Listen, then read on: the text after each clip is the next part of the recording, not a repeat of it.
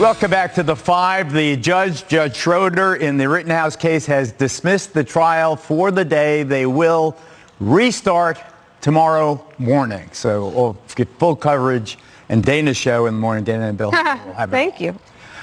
I confess on a comic relief note to experiencing some joy when my least favorite Congressman, Adam Schiff, got spanked in broad daylight on The View, finally being forced to answer for his toxic role in promoting the totally discredited, phony Trump-Russia dossier that tortured then President Trump and put the country through hell, utter hell. Watch Schiff squirm through this tough line of questioning from Morgan Ortagus. You made help spread Russian disinformation yourself for years by promoting this. I think that's what Republicans and what people who entrusted you as the Intel Committee chair are so confused about your culpability in all of this. Well, I completely disagree with your premise. It's one thing to say allegations should be investigated, and they were. Mm-hmm. It's another to say that we should have foreseen in advance that some people were lying to Christopher Steele, which is impossible, of course, to do. But let's not use that as a smokescreen to somehow shield Donald Trump's culpability for inviting Russia to help him in the election, which they did. None of that is undercut. None of that serious misconduct is in any way diminished by the fact that people lied to Christopher Steele. No, I think just your credibility is. Its credibility is non-existent. This was totally BS, and it put the country judge through agony, and it tortured him, and I think made him crazy. It was awful. It made who crazy? President Trump. No, I don't think it made the president crazy. It would have made me crazy, but I think he kind of held it together. Right. But here's the thing. But he did hold it together. This guy Schiff, he's a sack of Schiff. You know, this is a guy who... Can you say that slowly? Sack of Schiff. This guy is constantly running around saying, I've got the evidence. I've got proof beyond a reasonable doubt. And even in his denial, he says, we can't shield Trump from inviting Russia, asking Russia to help him in the election. I mean, even when he's shown to be a liar, that he didn't have any evidence, he didn't have proof beyond a reasonable doubt, he's not willing to apologize for it. We hated each other in America. Families didn't talk to each other about Russia collusion. Still in my family. For the first time, and they're still talking about it, as though Russia and not China is the biggest enemy of the United States at this point. I think he's a pathetic individual, and I don't believe a word he says. And I think, to the judge's point, that this led, remember the chain of events.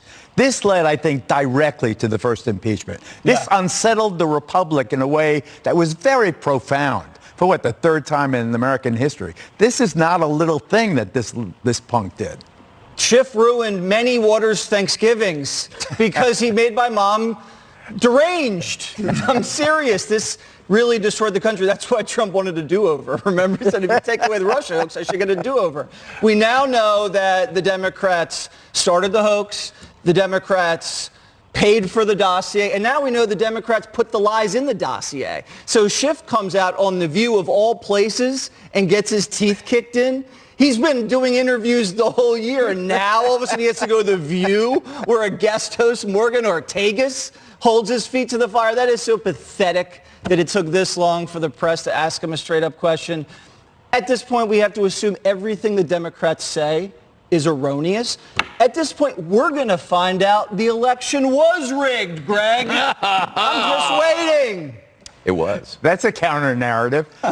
But Dana, there was a suspension of decency in the way the Russia collusion probe was carried out. And there was no fair play for the president. And I really believe that William Barr saved the republic by sticking up for Trump and saying they're going to make him nuts by continually attacking him for something he totally denies.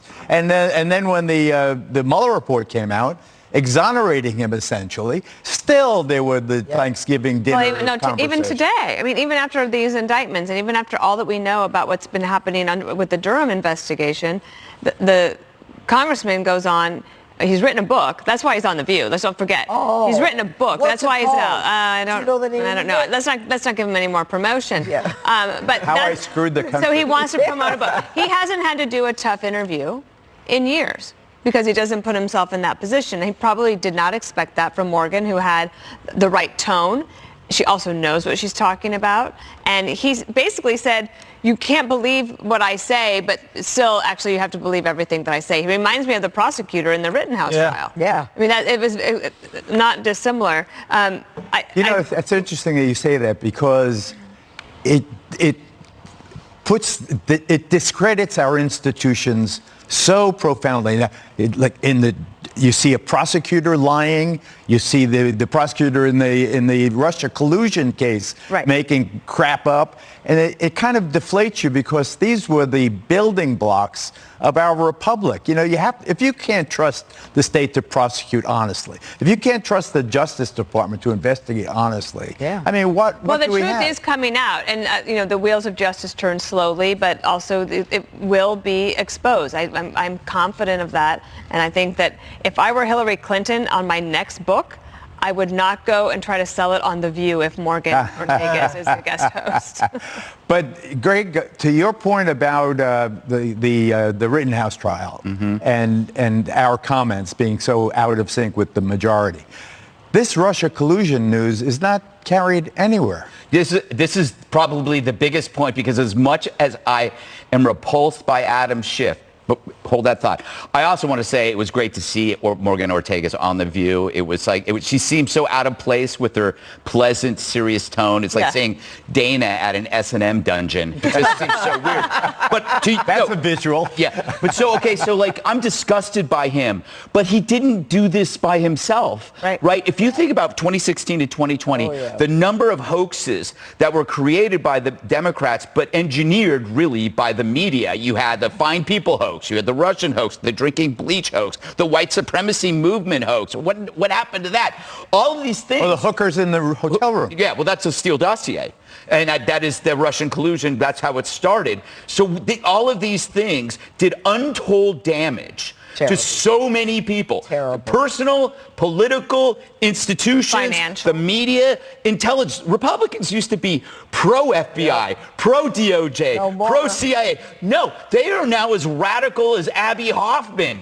Like, we're all now on the same side as Glenn Greenwald and Matt Taibbi, because we all now saw what they had seen years ago. But my question is, where is legitimate reckoning for this 5-year hoax? Like, what can you do? Because clearly he's not going to be voted out. This guy thinks he's still going to run.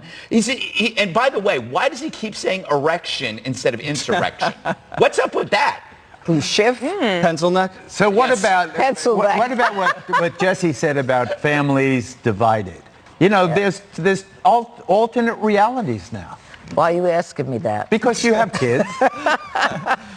Yeah, I have kids, but most of my kids are with me. Correctly. They're sensible. Yeah, they're sensible. Look, here's the bottom line. We have never been torn apart as a country as we were by this Russia collusion delusion. They hurt all of us. And I had friends for years who won't talk to me because of Donald Trump, as if he is a Putin puppet or a Russian asset. It's really disgusting what they did. They divided us. I don't know if we'll ever come back. Split. It's terrible. It's terrible. Bad stuff. One more thing is next.